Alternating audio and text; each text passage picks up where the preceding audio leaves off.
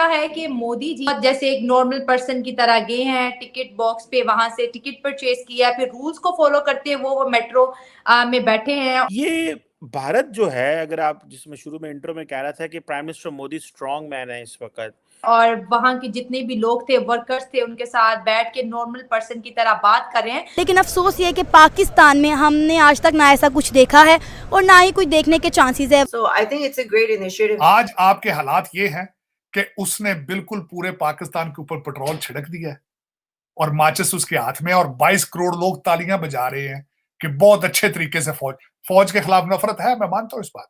लेकिन इन तनाजात की हल का सिस्टम मुकम्मल तौर पे बंद हो चुका है और इमरान खान कह चुके हैं कि पाकिस्तान के 3 टुकड़े होंगे। मेरे मुंह में खाक। ये जो बांग्लादेश की बात कर रहे हैं कि उस तरह जिस तरह पाकिस्तान टूटा था, आज फिर पाकिस्तान टूट सकता है। कुछ हमें ना भुट्टो चाहिए, हमें ना मुशर्रफ चाहिए, हमें ना जरदारी चाहिए, ना इमरान खान चाहिए, ना हमें नवाज शरीफ चाहिए, हमें नरेंद्र मोदी जैसा एक ऐसा हुक्मरान चाहिए। ये जो डेवलपमेंट्स हो रही हैं, इससे प्राइम मिनिस्टर मोदी ज्यादा मजबूत होते आपको नजर आ रहे हैं। लेकिन मैं खुद हैरान रह गई जब मैंने देखा कि उन्होंने टिकट परचेज की है और फिर वो स्कैन, वो होता है ना मेट्रो लाइन में, वो टिकट को स्कैन करते हैं, टिकट अपनी स्कैन करवाई है और जो आम पैसेंजर के लिए रास्ता है उससे होते हुए।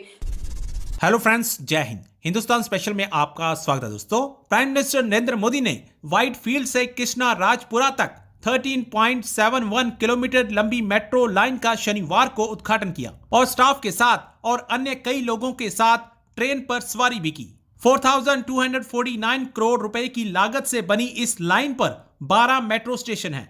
बेंगलुरु मेट्रो की यह नई लाइन आईटी पार्कों, निर्यात प्रमोशन, औद्योगिक क्षेत्रों, मॉल, अस्पतालों और विभिन्न फॉर्च्यून 500 कंपनियों में काम करने वाले बेंगलुरु वासियों के लिए मददगार होगी। व्हाइटफील्ड मेट्रो स्टेशन पर पहुंचने पर प्रधानमंत्री ने पहले टिकट काउंटर पर एक आम यात्री की तरह एक टिकट खरीदा और अपनी यात्रा के दौरान मेट्रो के कर्मचारियों और श्रमिकों सहित जीवन के विभिन्न क्षेत्रों के लोगों के साथ बातचीत की। उन्होंने इस अवसर पर लगाई की एक प्रदर्शनी का दौरा भी किया। अब पाकिस्तानी मीडिया भी प्राइम मिनिस्टर मोदी की इस सादगी का फैन हो चुका है। तो चलिए दोस्तों, आज की वीडियो की तरफ चलते हैं। Thank you so much.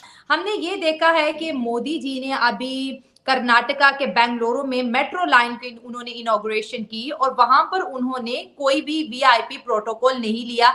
बहुत जैसे एक नॉर्मल पर्सन की तरह गए हैं, टिकट बॉक्स पे वहां से टिकट परचेज किया, फिर रूल्स को फॉलो करते हुए वो मेट्रो में बैठे हैं और वहां के जितने भी लोग थे, वर्कर्स थे, उनके साथ बैठ के नॉर्मल पर्सन की तरह बात कर रहे हैं।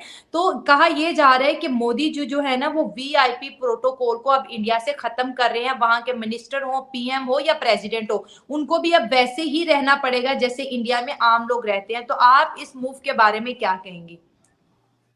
I think it's a great initiative. I can see that. मगर ये जो पैसे हमारे जाया होते हैं ना कि आपने इतना इतना प्रोटोकॉल दिया हुआ है और बड़े बड़े रेस्टोरेंट्स में खाना खाए जा रहे हैं, प्राइवेट प्लेन्स में ट्रेवल हो रहा है, इसका खर्चा कौन उठाता है? इसका खर्चा हम उठा रहे होते हैं, टैक्स पेयर्स। तो दिस शुड बी फिनिश्ड। उन लोगों को किस चीज की इतनी तनख्वाह दी जा रही है?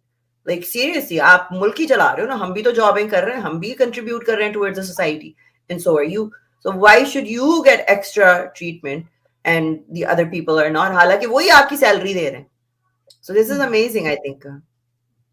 और जैसे हम देखते हैं कि जितने भी वीआईपी पर्सन होते हैं उनके लिए कोई रूल्स नहीं होता, बस प्रोटोकॉल के साथ वो जो भी उनका कोई प्रोग्राम होता है या किसी भी एक, अगर वो हम देखें किसी सरकारी जगह को वो विजिट करते हैं तो आम लोगों के लिए और रूल होता है, उनके लिए कुछ और होता है। लेकिन मैं खुद हैरान रह गई जब मैंने देखा कि उन्होंने टिकट परचेज की है और फिर वो स्कैन, वो होता है ना मेट्रो लाइन में, वो टिकट को स्कैन करते हैं, टिकट अपनी स्कैन करवाई है और जो आम पैसेंजर के लिए रास्ता है उससे होते हुए। तो मुझे लगता है कि शायद ये अपने लोगों को वीआईपी कल्चर से बाहर निकाल रहे हैं। और अगर हम अपने पाकिस्तान की बात करें तो यहाँ पर जो है वीआईपी कल्चर को बहुत ज्यादा लोग प्रमोट कर रहे हैं। पिछले सालों की अगर हम बात करें तो शायद उसमें इतना नहीं था कि 5-6 सालों में अब तो एक आम बंदा जो समझ ले 1-1.5 लाख कमाता है, वो भी ये सोचता है कि मुझे प्रोटोकॉल मिले। तो इसका ये आपको पता नुकसान होता है कि अमीर अमीर से अमीर तर होता चला जाता है, गरीब जो है गरीब से गरीब तर होता चला जाता है और लोगों के अंदर एक बहुत बड़ा डिफरेंस आ जाता है एज अ सोसाइटी। खुद को लोग गरीब समझने लगते हैं और जिसको प्रोटोकॉल मिलता है वो कहते हैं कि ये अमीर है, शायद इसलिए इसको स्टेट में ज्यादा, आपको पता है कि वाह वाह हो रही है इसकी। तो आप इस बारे में क्या कहेंगे? आई थिंक ये जो रूल्स फॉलो करना है ना, तो हमारा जो सब कॉन्टिनेंट है, पाकिस्तान तो खैर छोड़ ही दें आप उसको, कोई रूल्स ऐसे हैं ही नहीं। कोई सिस्टम एक बनाना चाहिए। आज आपके हालात ये हैं कि उसने बिल्कुल पूरे पाकिस्तान के ऊपर पेट्रोल छिड़क दिया है और माचिस उसके हाथ में, और 22 करोड़ लोग तालियां बजा रहे हैं कि बहुत अच्छे तरीके से फौज के खिलाफ नफरत है, मैं मानता हूं इस बात। और अदालतों के खिलाफ तो वैसे ही नफरत है, क्योंकि इसके लिए कानून और है और आपके लिए और मेरे लिए कानून और है। आप आज केस लेकर जाएंगे, 25 साल की डेट है उसकी, 22 साल 25 साल एवरेज हाई कोर्ट का केस, और इसके लिए सारा कुछ चलता है। मेरा मकसद है, और नया नया सिस्टम जिसकी तहरीक इंसाफ इन्होंने बात की है जी कि मैं दूध की नहरें चलाऊंगा इंसाफ के जरिए। इंसाफ कैसा है भाई? अदालतों में जाते हो 10,000 साथ जाके बदमाश जाके हमला कर दे, तो ये इंसाफ है? ये कानून की पासदारी। और दूसरा, नया प्रेसिडेंट चीमा साहब ये बना है कि कल को बिलावल भुट्टो 10,000 बंदे लेकर जाएगा तो वो उसको भी अदालतें उसी के हिसाब से रिलीफ देंगे। चीमा साहब आपके 500,000 फॉलोअर ट्वीट पे होंगे तो आपके लिए कानून डिफरेंट होगा, जज डरेंगे। क्योंकि खास बात यह है कि शायद मेतला साहब कह चुके हैं कि जज टिकटा के तो भी डर देगा।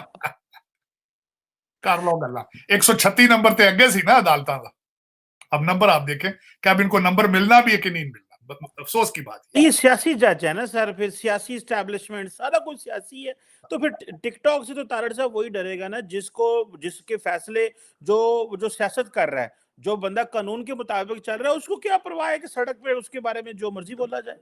नहीं तो देखिए वीडियो ऑडियो आ चुकी है, अब पता चल रहा है दूसरे नकवी साहब के लड़के जो सारा हर बंदा बात कर रहा है कि फ्रंटमैन है, उसकी सारी दुनिया बात, ये को मैं अपनी बात थोड़ी कर रहा हूं। अब तो लोग ये बात कर रहे हैं कि बेंच का पता चलता जाता है तो पता चल जाता है कि फैसला क्या होना है। इतने प्रेडिक्टेबल है वो सारे, इतने प्रेडिक्टेबल। तो इन सर्कमस्टांसेस में ये मुल्क कभी चल सकते हैं? इस तरह चले कभी मुल्क? आपने देखे, आप तो अफगानिस्तान को भी शर्मिंदा कर रहे हैं, आपके हालात ये है। अब तो हमारे पठान भाई तालिबान भी शर्मिंदा है कि यार, वो कहते हैं ये कैसी चली कौम है यार। लेकिन उसमें अफसोस वाली बात यह है कि देखें, मैं समझता हूं कि कौम का रिएक्शन था, कौम एस्टेब्लिशमेंट से बेजार थी, कौम का गुस्सा है जुडिशरी, लेकिन अपने कपड़े जला के, अपने आप को जला के उस गुस्से को कम करना ये कोई अच्छी बात है? मैं समझता हूं कि नून लीग का भी गुस्सा है एस्टेब्लिशमेंट पर, कौम का भी गुस्सा है, फड़फड़ मारते रहे, कुटते रहे, सारा कुछ जो कर, लेकिन अपने मुल्क को जला दोगे, पाकिस्तान नहीं रहेगा तो फिर कहां जाओगे? अब तो इस पॉइंट पे आप पहुंच चुके हो, you are at the point. अब ना आगे, वो कहना आगे खाई तो पीछे खड्डा, अब कहां जाओगे? ना इसका कोई प्लान है, ना किसी और के पास प्लान है, बल्कि किसी दूसरी पार्टी से, मैंने आज देख रहा था एक जगह पे, उसने किसी वो नून लीग पीडीएम वालों से पूछा कि आपका क्या प्लान है? उसका हम प्लान बाद में बुलाएंगे, पहले इससे तो डील कर लें। लेकिन वो बातें उनको ठीक है, उनको तो यही अफवाह नजर आ रहा है। वो तो बेचारे सुबह जाते हैं अपने दफ्तरों में, पता ही नहीं कि कल वापस आना है कि नहीं आना।